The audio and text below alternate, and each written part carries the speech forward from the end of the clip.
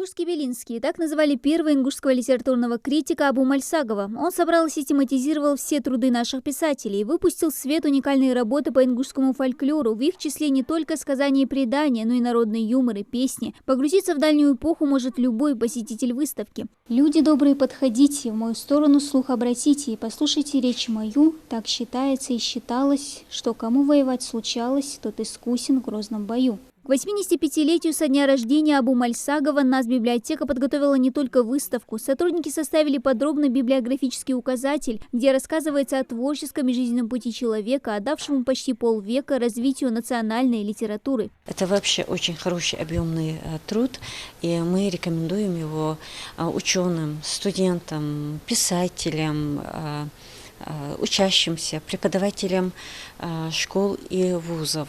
Ну, в общем, мы приглашаем наших читателей и воспользоваться данным пособием. Абу Мальсагов создал журнал «Литературная Ингушетия» и последние 10 лет жизни был его редактором. Он наставлял творческую молодежь, руководил республиканским творческим объединением молодых писателей. В этом году журналу исполняется 25 лет, тоже юбилейный.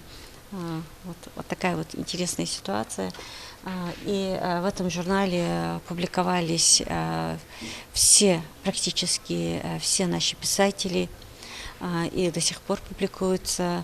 Ученый-фольклорист, филолог, этнограф, журналист, редактор, член Союза писателей и журналистов СССР. Круг интересов у Абу Мальсагова был широк. Его неспроста называли просветителем своего народа, отмечает писатель Лейла Тамасханова. Своими литературными изысканиями он доказал, что представители ингушской национальности творили еще во времена Пушкина, Толстого и Тургенева. Начиная с 60-х годов Абу Увейсович занимался именно с молодыми писателями, с их творческим настроем, с изданием их книг. И в целом можно сказать, что вся его жизнь была посвящена просветительской работе. Именно так можно охарактеризовать всю его жизнь. Большой просветитель.